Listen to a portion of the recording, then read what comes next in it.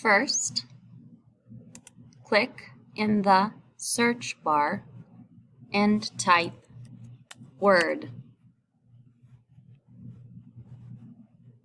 Click to open Word.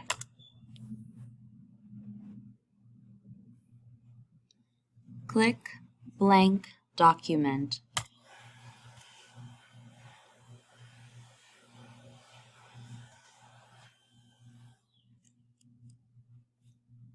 Type your name,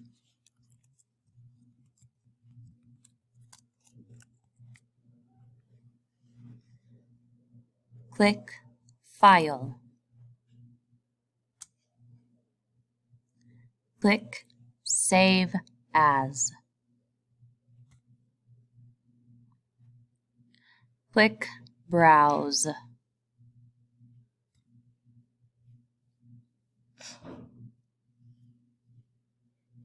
click OneDrive,